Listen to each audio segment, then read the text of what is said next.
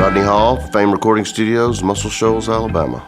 So my dad started FAME Publishing in 1959 with some partners. They went on to start recording their songs and became a recording studio, and ended up producing an artist named Arthur Alexander, who had a hit called You Better Move On, which was covered by the Stones and the Beatles. And from that, built this studio in 1961, and we've been recording hit records since then. Aretha Franklin, Wilson Pickett, Otis Redding, Little Richard, Lou Rawls, the Osmonds, Mac Davis, Paul Anka, Liza Minnelli, Wayne Newton, Candy Staden, Clarence Carter. I can go on and on. More recently, we've recorded with Steven Tyler. We've done Alan Jackson, Alison Krauss, Blind Boys of Alabama, the Raconteurs, the Revivalists, Demi Lovato. They have a reverence for the studio and for the music that was made here, and just all the people that have come before them.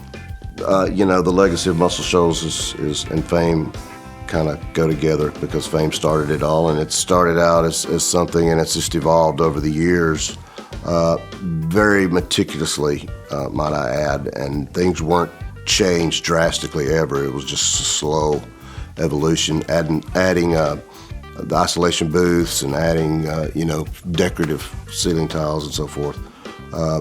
But it's just evolved over 60 years, and it's still as amazing sounding as it was in the beginning, if not better, honestly.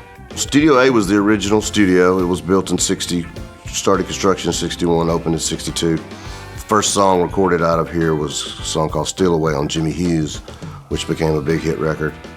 And so yeah, this studio was the only studio up through 67 when Studio B was built. The Allman Brothers were the first band to record in Studio B. They actually, Dwayne gave tryouts to J-Mo and Barry Oakley to form the Allman Brothers in that room, and Greg came down and met them for the first time here while Dwayne was a session musician.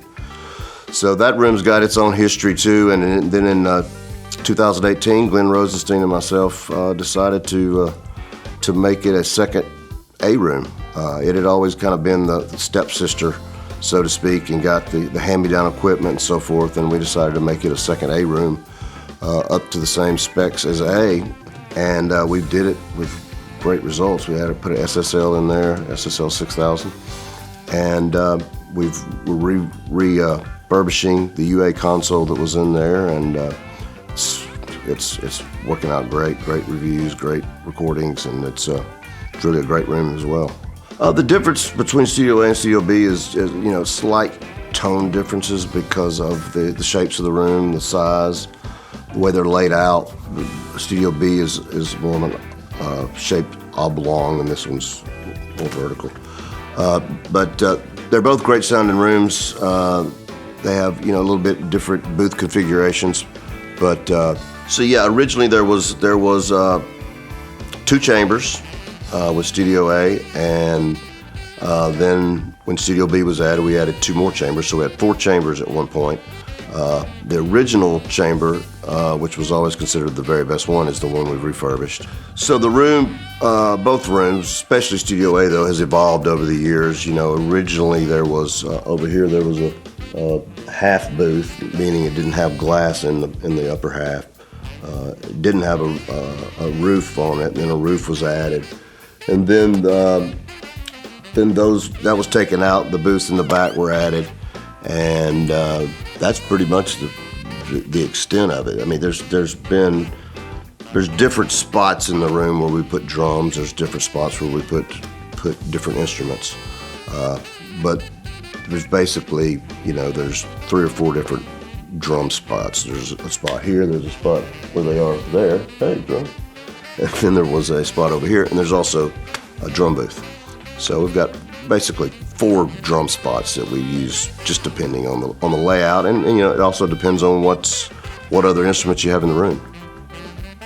Well, we've recently refurbished our UA console in Studio B that we'll be using for the plugins, and that's those are great. We've got a selection of microphones, vintage stuff, new stuff, a mixture of all of it.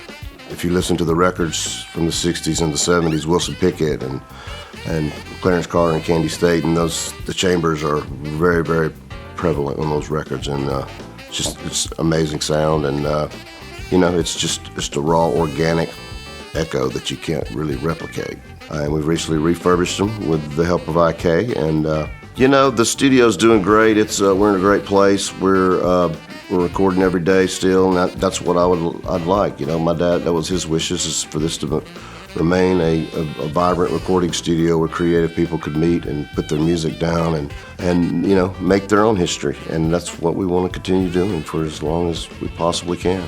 If you want the sound of Muscle Shoals and you can't afford to come today, well, this is your answer. You get these plugins and you'll get the ambiance of the room and the sound of our chambers and so forth. I think it's the glue that could pull it all together for you.